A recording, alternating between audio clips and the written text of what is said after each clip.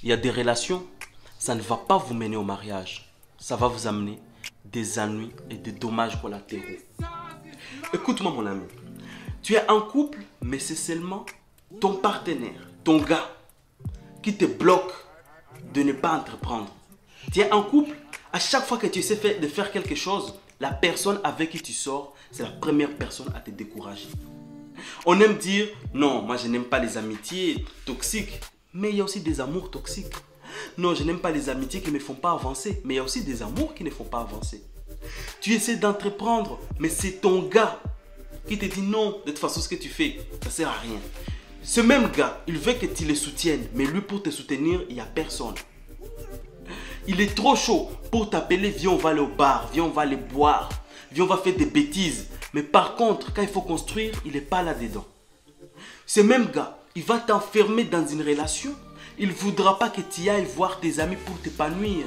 Il va te garder pour lui-même. Il va te garder toi, que tu vas l'appartenir à 200%. Il essaiera de te détacher de tes amis. Il essaiera de te détacher de ta famille. Et enfin, il essaiera de te détacher toi-même de ta propre nature. Tu deviendras une personne que toi-même tu ne comprendras pas. Mais qu'est-ce que je suis devenu? Est-ce que ça c'est moi? Et d'ailleurs, cette personne t'interdit de te maquiller, de bien t'habiller, de sortir parfois même toute seule. Parce qu'il a dit non, si tu sors, tu es belle, les gens vont te draguer. Non, ce n'est pas qu'il a peur qu'on te drague. C'est juste qu'il veut t'enfermer dans sa bulle pour qu'il puisse mieux contrôler ta vie. À partir du moment où tu es dans une relation où tu ne te sens pas à l'aise, où tu ne sens pas que tu ne peux pas t'exprimer comme il faut, où tu ne sens pas que tu es épanoui, pas seulement en couple, mais dans la vie entière, ça ne sert à rien. Il y a des gens qui ils disent, ah, il m'aime, ah, il me fait des cadeaux, ah, ça fait 2 ans, 3 ans nous sommes ensemble. Mais ces gens ne sont pas épanouis, simplement parce qu'ils se donnent tout seuls des justifications pour justifier leurs bêtises. Désolé d'être si fort, c'est une bêtise.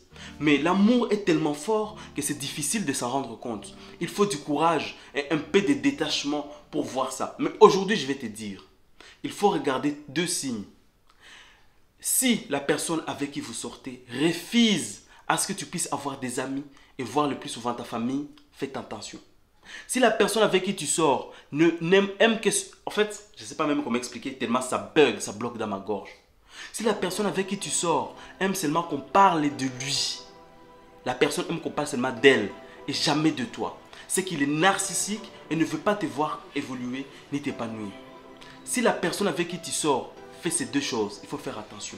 Commence à observer. Commence à observer. Regarde, est-ce que la personne avec qui je sors veut me garder pour lui seul, veut me garder pour elle seule. Et les Français c'est difficile, féminin, masculin, peu importe. Est-ce que la personne avec qui je sors va aimer à ce que je puisse émerger, que je puisse aller de l'avant, ou la personne me garde juste pour elle-même, juste pour être sûr que je suis là à côté sans que ma vie n'avance? Pose-toi des bonnes questions. Ça existe des amours toxiques, tels que les amitiés toxiques existent. Qui est autour de toi? Qui est autour de la personne que tu aimes? Il faut te poser ces questions-là. C'est très important. Aujourd'hui, je suis venu avec ces questionnements parce que j'ai vu une histoire à la télévision et ça m'a interpellé. Je me suis dit, il faudrait que je révèle les gens sur ces sujets.